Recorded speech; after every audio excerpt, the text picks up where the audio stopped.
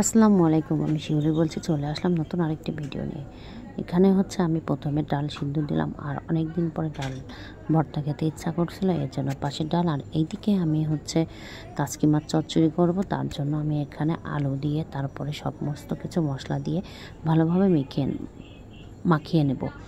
এখানে হচ্ছে শুকনো মরিচের গুঁড়া, হলুদের গুঁড়া, একটু সামান্য করে জিরা ধনিয়ার গুঁড়া দিয়ে দিয়েছিলাম, বেশি করে কাঁচা পেঁয়াজ দিয়ে দিয়েছিলাম, কাঁচা মরিচ, তার সঙ্গে স্বাদ মতো লবণ, এগুলো দিয়ে তেল দিয়ে ভালোভাবে মাখিয়ে নেব। মাখানোর পর এটার মধ্যে হচ্ছে আমি মাখানো শেষ হয়ে গেলে এর মধ্যে আমি হচ্ছে পানি দিব, পানি দিয়ে এটাকে চুলার মধ্যে দিয়ে দেব। এবং আমি মাছগুলো একদমই পরে দেব, কারণ এই মাছগুলো আগে আমি দিব না। আজকে একটু অন্যরকম রান্না করে দেখব, দেখি এর স্বাদটা কেমন লাগে। হ্যাঁ, লাস্টের দিকে যখন হচ্ছে পানি একদমই বলক এসে গেল, আবার দেখলাম যে না, একদমই হয়ে গেছে, ওইদিকে পানিটা ভালোভাবে হয়ে আসছে, একটু কম কম শুকিয়ে আসছে। তখনই আমি কি করছি, যে কাচকি মাছগুলো ছিল সেই মাছগুলো এর উপর দিয়ে সুন্দর করে সাজিয়ে দিলাম। সাজিয়ে দেওয়ার পরে তারপরে এখানে আমি আরেকটা জিনিস দেবো, সেটা হচ্ছে টমেটো দিলে পরে ছোটো মাছ চচ্চড়ি করলে আসলে অনেক ভালো লাগে এবং কালারটা অনেক সুন্দর চলে আসে। তার জন্য আমি হচ্ছে চিকন করে টমেটোগুলো একদমই কেটে রেখে দিয়েছিলাম। আর এই টমেটোগুলো দিলে পরেই একদমই সুন্দর লাগবে এবং খেতেও কিন্তু অনেকটা মজা লাগে। যাই হোক, এখানে টমেটোগুলো সুন্দরভাবে আমি সাজিয়ে দিচ্ছি একটা একটা করে। আর টমেটো দেওয়ার পরে কালারটা একদমই অন্যরকম চলে আসবে।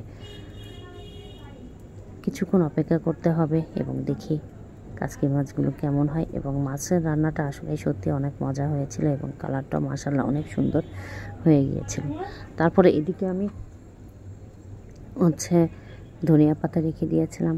ধনিয়া পাতাগুলো এখন হচ্ছে দেখলাম ঝোলটা একদম শুকিয়ে গেলে এর মধ্যে উপর দিয়ে ধনিয়া পাতাগুলো দিয়ে দিলাম।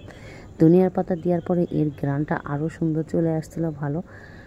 আর এখন ইদানিং ধনিয়া পাতাগুলো যে পাওয়া যায় অনেক সুন্দর এবং ভালো, অনেক সুন্দর গ্রান বের হয়, অল্প দিলে একদম পুরা গ্রানে ভরে যায়। ওইদিকে আমার হচ্ছে ডাল ভর্তা করার জন্য মশলাগুলো সব রেডি করছিলাম। একদমই পেঁয়াজ, কাঁচামরিচ, শুকনো মরিচ দিয়েছিলাম, কাঁচামরিচ, ধনিয়া আর লবণ, একটু সরিষার তেল, সব কিছু দিয়ে ভালোভাবে মাখিয়ে নেব। আর এখানে আমার ডাল ভর্তাটা একদমই রেডি করে ফেলতেছি। আর ডাল ভর্তাটাও অনেক সুন্দর